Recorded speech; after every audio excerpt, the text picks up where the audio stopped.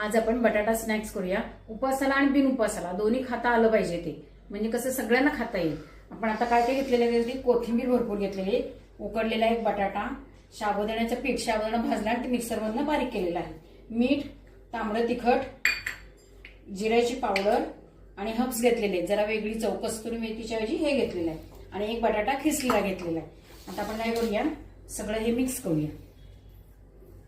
आधी हे बटाट्याचं खीस काढून घेते मी, चण्याचं पीठ, एक उकडलेला बटाटा, साधारण ओबडधोबड कुस्करलेला घेतला तरी चालेल, जिऱ्याची पावडर, हर्ब्स घेतलेले आहेत, ते नसले तर तुम्ही कसुरी मेथी असली तर ती वापरा, आणि भरपूर कोथिंबीर, तांबडं तिखट, चिली फ्लेक्स वापरलेलं नाही, तुम्हाला आवडत असलं तर वापरा, आणि मीठ। आता मी सगळं मिक्स करून घेते। आपण आता हे साबुदाण्याचं पीठ घातलंय, त्यामुळे थोडा वेळ 10 मिनिटं ठेवलं होतं आणि अशा पद्धतीने साधारण भिजून घेतलेलं आहे। आता त्याचे मी अशा पद्धतीने आकार देते, तुम्हाला हवाय तो आकार द्या।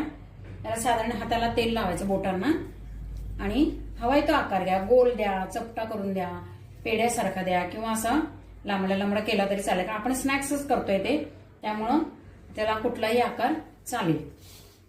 अशा पद्धतीने करते मी। ते थोडे करून घेतलेले आहेत, हे साबुदाण्याचं पीठ घेतलेलं आहे, त्याच्यात हे साधारण घोळून घ्यायचं हे असे, आणि थोडेसे दाबायचे अशा हाताने, असे मी आधी सुरुवातीला 5-6 करून घेते। छान गुलाबी असे तळून घेणार आहे।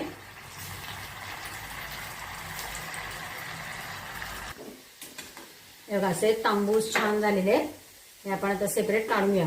त्याच्यात उकडलेला पण बटाटा आणि खिसलेला पण बटाटा घातलेला आहे। उकडलेलं बटाणे बाइंडिंग चांगलं येतं आणि खिसलेल्याने कुरकुरीतपणा येतो, साबुदाणे सुद्धा कुरकुरीत हवा। अशा पद्धतीने हे कुरकुरीत उपासाचे किंवा बिन उपासाचे, त्यात हब्स घातले नाही तर उपासाचे होतील, आणि जर ते घातले तर बिन उपासाचे, असे छानपैकी स्नॅक्स बटाट्याचे करून घ्यायचे आणि खायचे, मस्त राहायचं। Like share